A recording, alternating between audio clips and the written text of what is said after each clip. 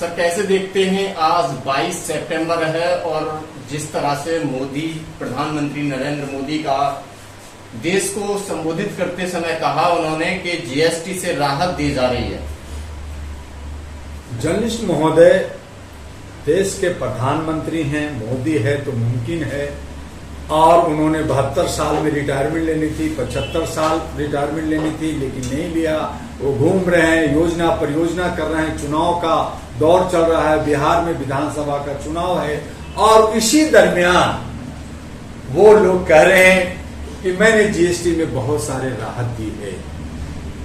मैंने छोटे छोटे जो लोग हैं, युवा हैं, उनको वो बाइक में घूमे, वो खाना खाएं रेस्टोरेंट में, उनको जीएसटी कम देना पड़ेगा।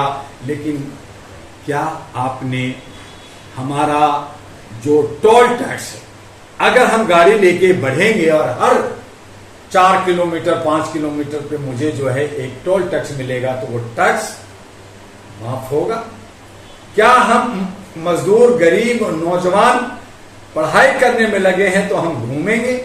आप चाहते हैं कि हम घूमते रहें, एजुकेशन ना लें? आप चाहते हैं कि हम सब बेरोजगार रहें, पकोड़ा बेचें? तो इस तरह की ये जुमलाबाजी करके एक नहीं 32 टैक्स, जैसे गुड्स का टैक्स है, हमारा जो है आय का जो इनकम होता है उस पर टैक्स लगता है, बैंक में पैसा कर रहे हैं जमा उसमें टैक्स लगता है, हमें टोल टैक्स लगता है, हमें रोड टैक्स लगता है, हमें गाड़ी खरीदते तो टैक्स लगता है।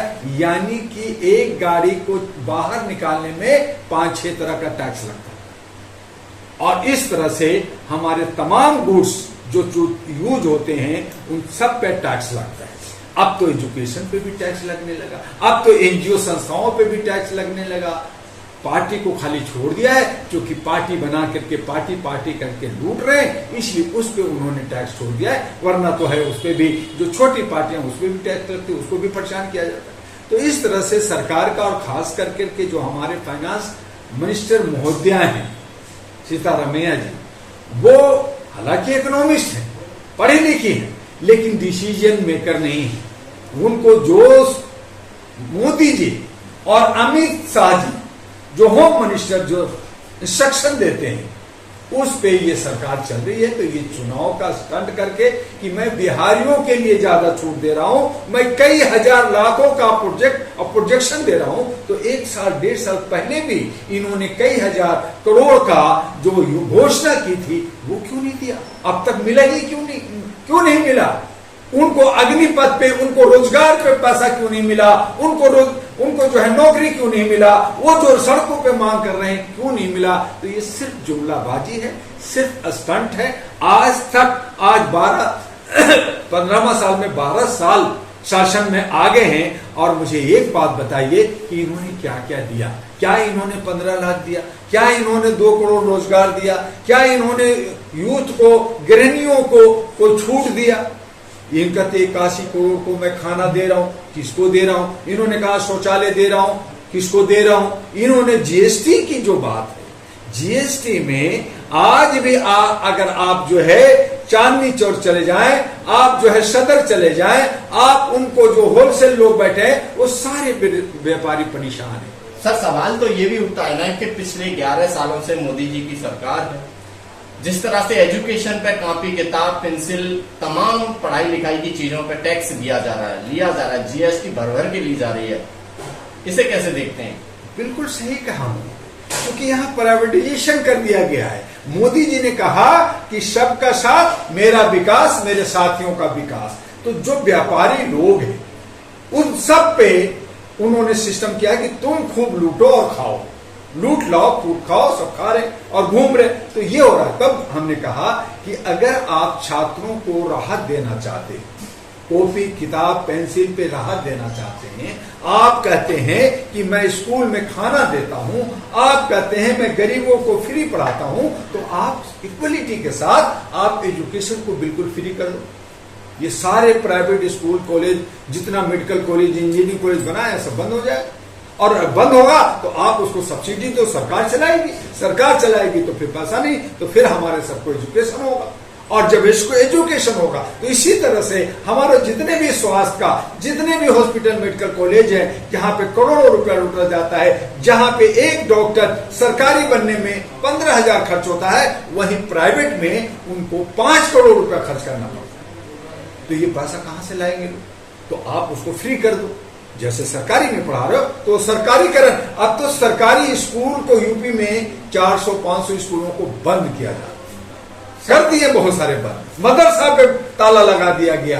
आप एजुकेशन नहीं देना चाहते, लोगों को कहते कि मत पढ़ो, पढ़ के करोगे क्या, हमारे पे आवाज उठाओगे तो, और फिर आप जो है इधर उधर भटको। तो ये सारा टैक्स की जो चोरी है, ये सब चोरी सरकार कर रही है। प्रधानमंत्री का जो रिलीफ फंड है और जो इनका पार्टी का, जहां पे 22,000 करोड़ रुपया इनको इलेक्ट्रो बॉन्ड से मिला, सभी पार्टियों को मिला, ये हिसाब नहीं देते, ये धरना प्रदर्शन में मीटिंग सीटिंग ईटिंग में खर्च करते हैं। इनके साथ साथ 3M काम करता है, मीडिया माफिया और ये जो सारे मनी का जो है, ये सब मिल करके, मीडिया माफिया और मनी ये मिल करके सब गेम खेलते हैं। और यही वजह है कि आज अगर जनता को एक आवाज मिली है, एक राह मिला है, वो सोशल मीडिया से मिला है। अगर सोशल मीडिया नहीं होता, ये यूट्यूबर नहीं होता, तो ये कितना लूट रहे हैं, क्या कुछ खा रहे हैं, हमें पता भी नहीं चलता,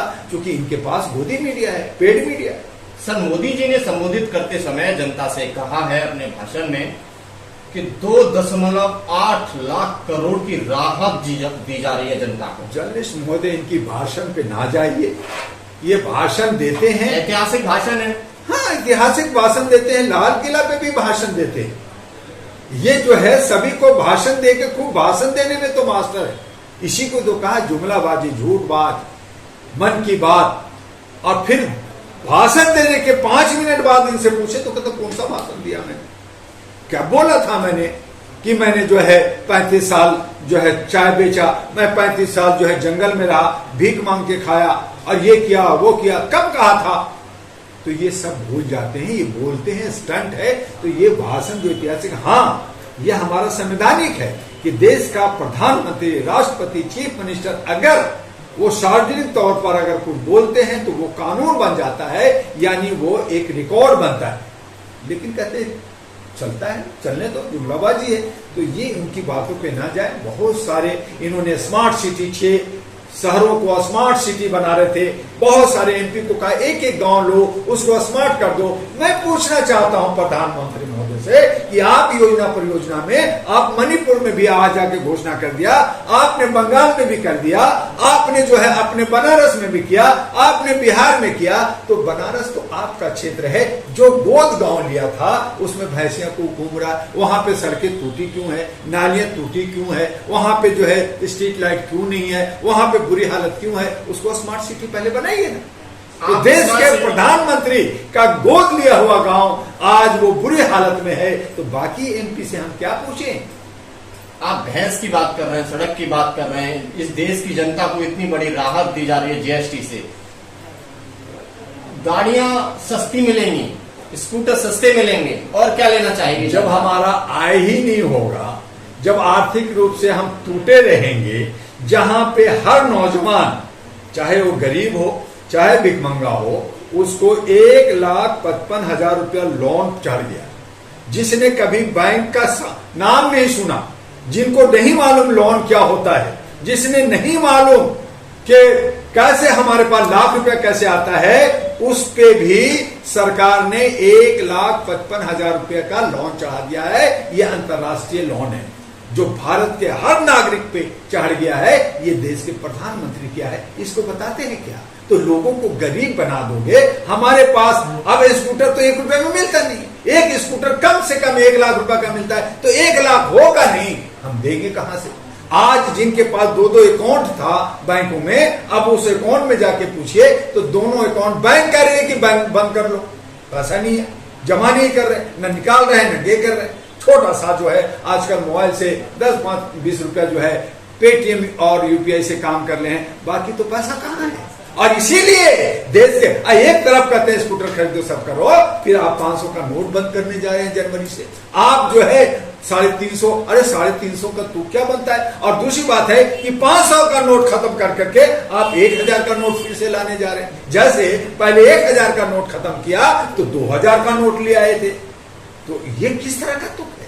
तो ये तो भ्रष्टाचार खत्म करने के लिए तो कुछ ना कुछ तो पॉलिसी बनाएगी ना सरकार। देखिए, भ्रष्टाचार की ये पॉलिसी, भ्रष्टाचार ये करने की पॉलिसी बना रहे हैं, ये लूटने की पॉलिसी बना रहे हैं। भ्रष्टाचार का खत्म करने की अगर पॉलिसी बनाता नियत होती तो ये सिंगल विंडो सिस्टम करते कि एक सिंगल विंडो के सिस्टम से काम होगा, किसी भी पदाधिकारी से एप्लीकेंट जो है जनता नहीं मिलती और वो काम होके आता। जैसे स्टूडेंट पढ़ाई करता है, एग्जाम देता है, उसका जो है रिजल्ट आता है तो उसको नहीं पता कि उसकी कॉपी किसने जांच की, किसने नंबर दिया, वो कोडिंग होता है। उसी तरह से सारा काम अगर सरकारी काम होगा तो भ्रष्टाचार जड़ से मुड़ जाएगा। लेकिन यहाँ है कि फाइल तो है राम जी के पास है, फाइल अलाउद्दीन जी के पास है, हम वहां जाते हैं और हम पैसा खिलाते हैं, वो कहता पैसा दो तेरा फाइल कंप्लीट कर दूंगा। तो इस तरह का आप जो है लूट करके भ्रष्टाचार बनाते हैं, थाना में बुलाते हैं, पैसा मांगते हैं, लोगों को दबाते हैं, केस होता है।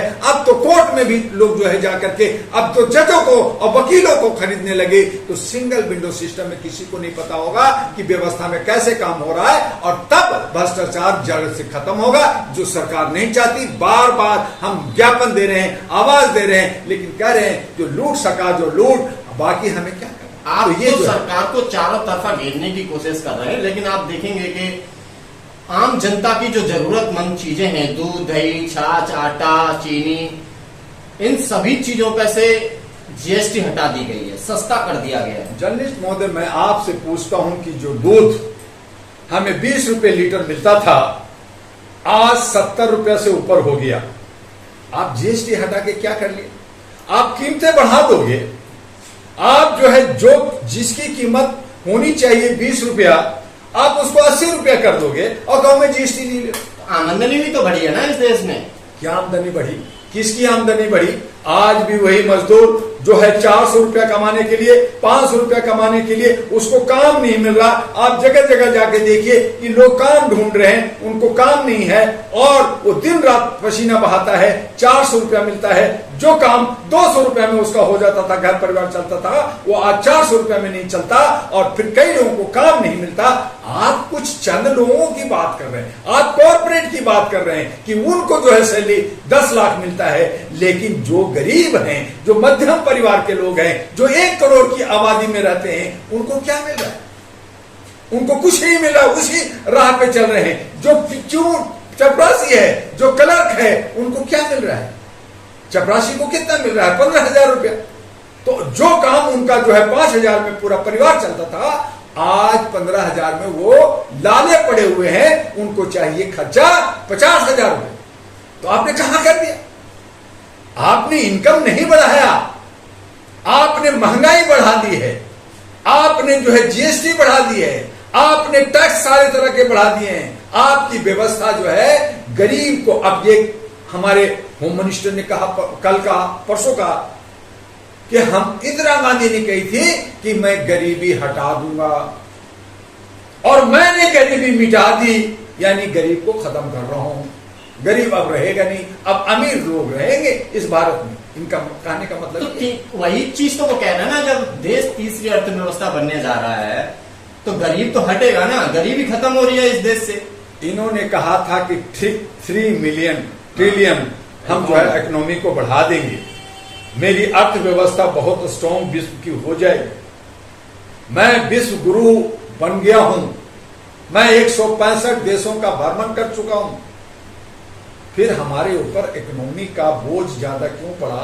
आज हमारे पास 225 लाख करोड़ का लोन हमारे ऊपर क्यों पड़ा? हमारे नौजवानों पे 1,55,000 का लोन क्यों पड़ गया? हमारा जो विश्व में, अगर हम विश्व गुरु हैं तो हम अगर सिंदूर ऑपरेशन करते हैं या हम लड़ना चाहते हैं, हमारे ऊपर जो है आतंक का साया है, उग्रवाद का साया है, नक्सलाइट का साया है, तो हम अमेरिका को मुंह उतारते हैं। अमेरिका कहता है मैं चाहता तो ये सब बर्बाद हो जाते, मैंने युद्ध रोका है, तो तुमने विश्व युद्ध रोका। आपको कहा जाता है तुम यहां से तेल नहीं लोगे, इससे रिश्ता नहीं रखोगे। आप कहा है गुरु?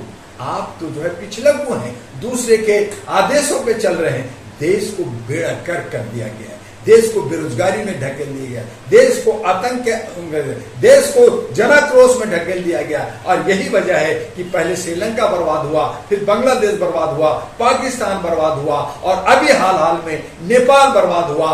क्या पता हिंदुस्तान में भी यह हालत हो जाए। हाँ, हम लोग चाहते हैं कि ऐसी हालत ना हो, लेकिन जनाक्रोश जब फूटता है तो उसके लिए लाखों करोड़ों तो बाद में आते हैं।